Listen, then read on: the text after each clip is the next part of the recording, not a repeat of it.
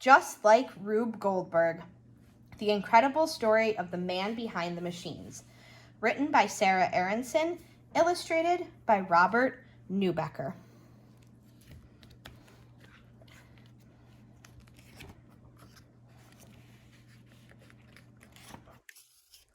Question: how do you become a successful award-winning artist, famous inventor, without ever inventing anything at all? This is not a trick question. A man named Rube Goldberg did it. In a funny way, his life was just like one of his famous inventions, an improbable and inefficient chain reaction that ends up making perfect sense. From the time he was a boy, Rube Goldberg loved to draw. We're not talking about simple stuff here. As early as 4 years old, Rube traced the cartoons he found in his books. At 11, he took official art classes from a sign painter. Rube might have been a quiet boy. He might have been shy, but he was determined to be a great cartoonist for a big-time newspaper. Unfortunately, when he told his family, they were absolutely horrified. Beyond dismayed, Rube's father, Max, had emigrated from Germany to America to give his family a chance for a better life. He didn't want his son to end up a beggar on the streets. So to please his father, Rube went to the University of California, Berkeley, studied engineering, and after graduation got a job with the city of San Francisco, Department of Water and Sewers. It was a good job. It paid well. That could have been the end of the story, right? Wrong.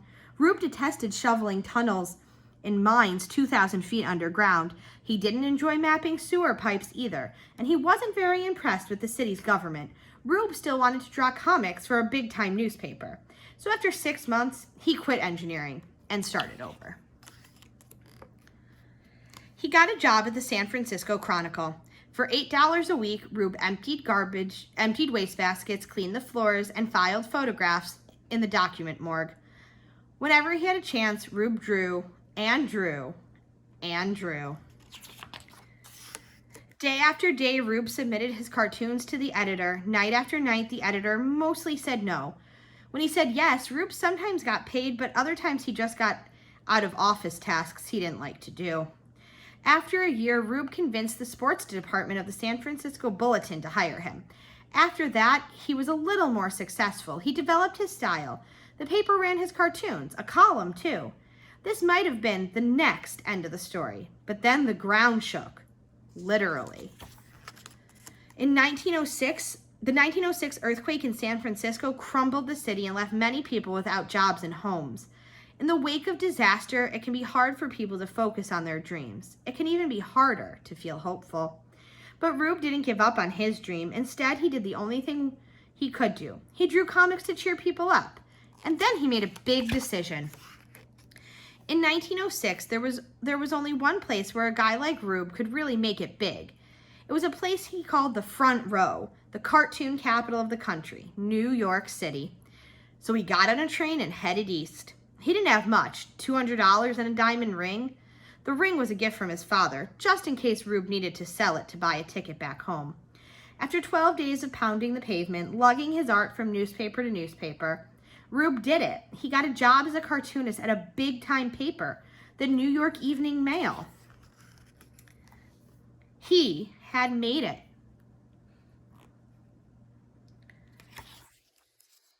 Right off the bat, Rube became a celebrity. Readers couldn't wait to see what he had to say about all kinds of things, like sports and politics and the silliness of everyday life. These are real examples of his comics. Maybe more than anything else, everyone loved reading about Rube's alter ego, Professor Lucifer Gorgonzola Butts. The eccentric professor invented one intricate machine after another, and none of them were straightforward. In fact, they were the opposite of straightforward and often disregarded the laws of physics.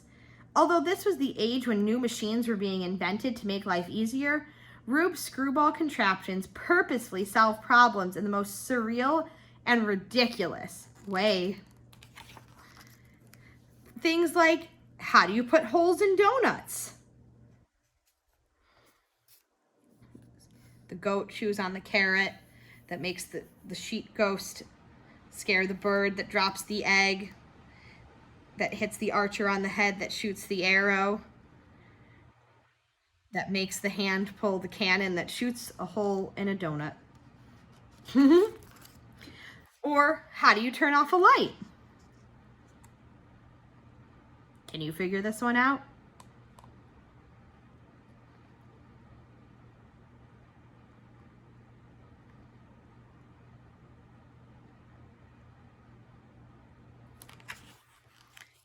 Or even, how do you cut your own hair?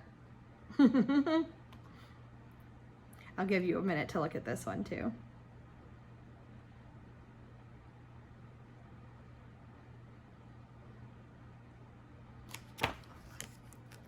Just like the machines he studied in engineering school, these complicated contraptions required lots and lots of parts. And they always worked, on paper of course. They weren't practical in the real world, but that was never the point of Rube Goldberg. That was never the point. Rube Goldberg didn't draw machines that solved real world problems. He drew comics to make us look closer and question logic and tickle the imagination. And because of that, these machines accomplished something astounding and more important than any pile of nuts and bolts ever could. They challenged people to use the most amazing machine in the universe, the brain. I like his Rube Goldberg machine of the brain. So let's take it from the top. Rube Goldberg became a stubborn, smart, serious about being funny engineer, office boy, cartoonist, commentator, comic genius, and award-winning artist and inventor, whose name is now an adjective in the actual dictionary without inventing a thing. Is this kind of thing still possible? You bet it is. Figure out what you want, work as hard as you can, and most of all, have a great time getting there. Just like Rube Goldberg.